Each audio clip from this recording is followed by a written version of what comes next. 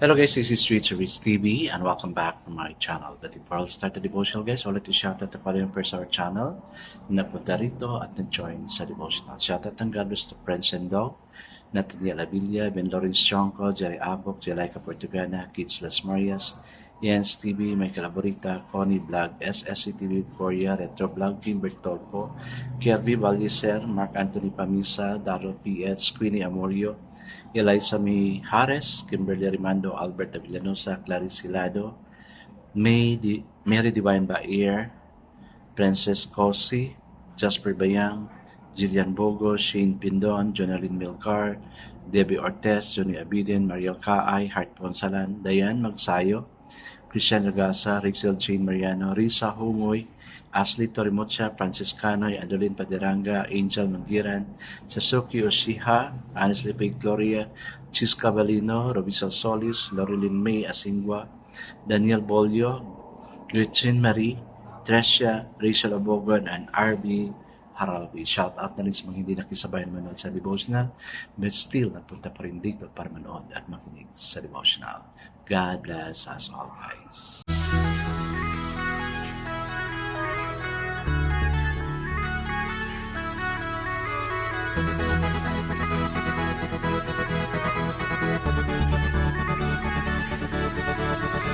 Rich TV, where you heard it, number one is on the top. Good advice, they'll never stop. Rich TV, where you heard it, number one is on the top. Good advice, they'll never stop. So guys, it's my day, it's my birthday. So ano yung gift niyo sa akin? Oh, palipad naman kayo dyan. Minsan lang ako nagbe-birthday, no?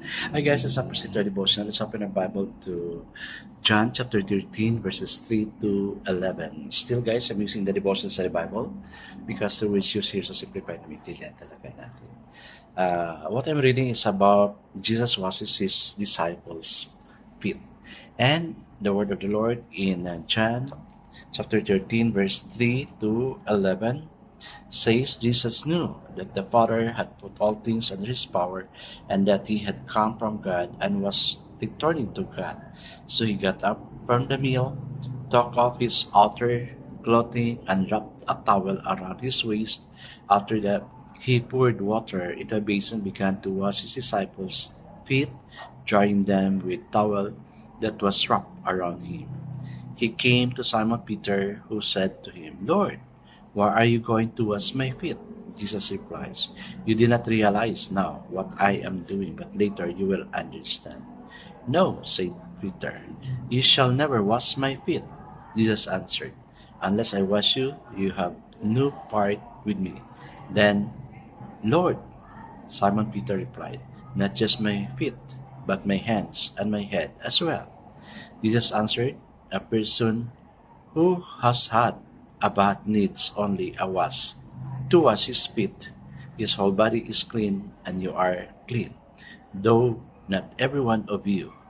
For he knew who was going to betray him, and that was why he said, not everyone was clean. Amen and amen. I guess that's not praying.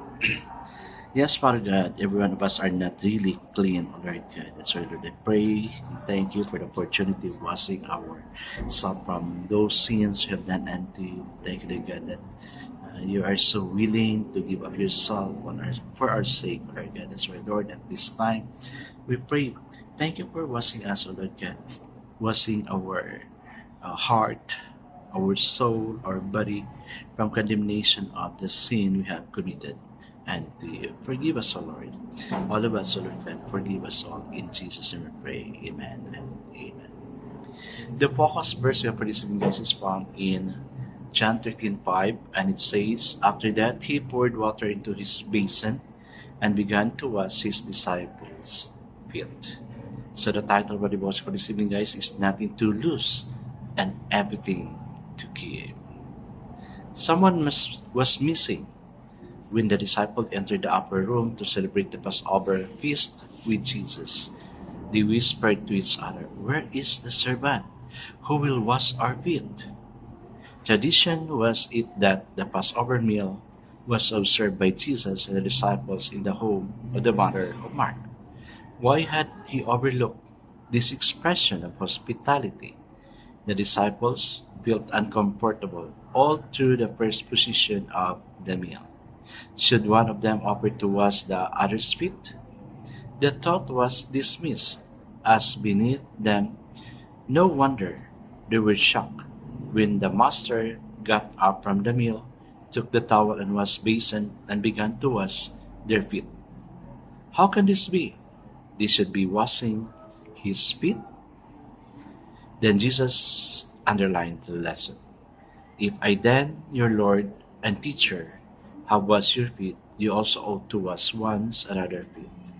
That means more than water and towel. Serving one another means really caring, lifting burdens, standing with each other in difficulties, and doing the forgiving, reconciling things regardless of cost to us.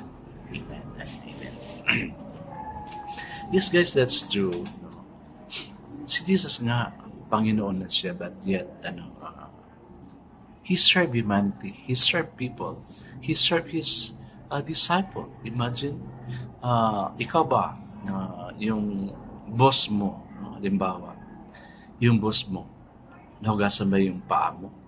Siya ba naghugas ng paa mo? Parang wala, no? Kasi pinapakita ni Lord dito na humble siya. He has the heart of humility. At sana, gano'n din tayo. No? Magiging humble tayo. Huwag tayo maging proud sa sarili natin. No? Kasi, wow, God resists the proud and gives grace to the humble. Kaya nga, no, God siya, King of all kings, but yet, He served humanity. Guys, nothing really will be lost or lost and everything to give. Walang mawawala sa atin, but we can give everything to the people around us, particularly to those who we love. O, di ba? Kaya nga tayo natatrabaho. Kayod ng kayod, nag-aaral, no? Because we have our dreams. And on our part also, we really wanted to help our family members na makaahon din sila. Kasi that's what God has given us as a responsibility to work hard on their behalf. So we can provide the very needs of our family. Kaya yun. So, let's not be proud, but instead be humble. Kasi yun yung ginawa ni Lord, very humble siya. No? Nagawa niya, if God was able to do it, then we can also do it. I guess that's not pray. Father God, teach us to be humble like you, okay? You're not proud, okay? Nothing to lose if we give everything. And we have everything because we have you. Thank you, Father. In Jesus' name we pray. Amen and amen. Guys, since gabi na ngayon, ito ang question. Kaninong paa ang mahuhugasan mo bukas? God bless us always because I know God shall bless us 10 times better. This is again Rich Words TV. Kita-kita tayo ulit sa muli. Paalam!